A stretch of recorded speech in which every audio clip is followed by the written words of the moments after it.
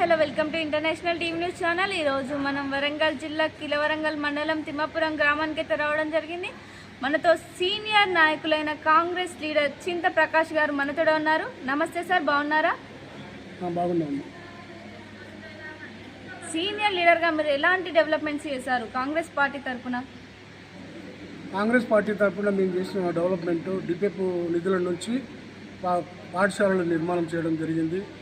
Minority college ఏర్పాటు చేయడం జరిగింది.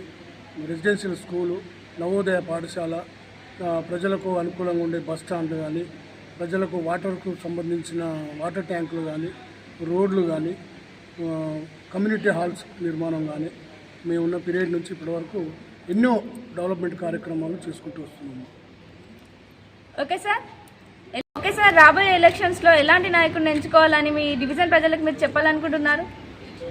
ప్రజల ఆకాంక్ష మేరకు పనిచేసే నాయకుని ఎన్నుకోవడం అనేది మనకు అవసరం.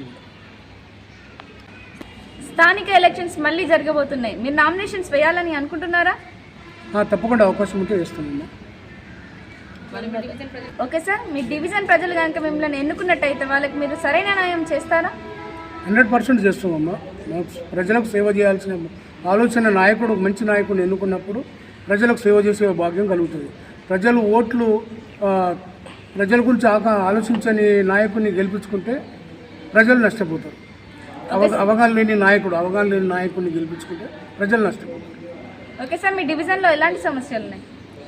మా డివిజన్లో ఇప్పుడు తిమ్మాపూర్ నుంచి జక్కలొద్ది పోయే రోడ్డు నిర్మాణం ఒకటి జరగాలమ్మా. ఆ రోడ్డు మీదకి వెళ్ళిపోవాలంటే ఒక వంతెన కట్టాల్సి ఉంటుంది. ఆ రోడ్డు నిర్మాణాలు, ముఖ్యంగా రోడ్డు నిర్మాణాలు జరగాలి. తర్వాత చెర్లు కుంటలు కూడా కొన్ని కబ్జాలయ్యే పరిస్థితులు ఉన్నాయి. వాటిని కూడా కాపాడాల్సిన బాధ్యత ఉన్నదని తెలియజేసుకుంటున్నాము. అభివృద్ధి విషయంలో మా డివిజన్కి వచ్చేసి అంటే రోడ్లు, కాలువలు, కొత్త వాడలు నిర్మాణాలు జరుగుతున్నాయి. వాటన్నిటికీ రోడ్ల నిర్మాణాలు, సైడ్ కాలువలు, వచ్చిన వర్షాకాలం వస్తే నీళ్లు బయటికి వెళ్ళిపోకుండా ఉండడం వల్ల డబుల్ బెడ్రూమ్లు 350 డబుల్ బెడ్రూమ్లు ఇక్కడ నిర్మాణం జరిగింది. ఆ నిర్మాణానికి సంబంధించి ఆ సైడ్ కాలువలో ఇక్కడ లాట్రిన్, బాత్రూంలకు సంబంధించిన వాటర్ బయటికి పోవడానికి కాలువలు ఏర్పాటు చేయాల్సిన అవసరం ఉన్నది. కొన్ని దానికి సీసీ రోడ్లు ఏర్పాటు చేయాల్సిన అవసరం ఉన్నది. ఎందుకంటే డ్రైనేజ్ వాటర్ బయటికి పోతే తప్ప ఇక్కడ ప్రజలకు కొద్దిగా మంచి సదుపాయం ఉంటుందని తెలియజేస్తుంది.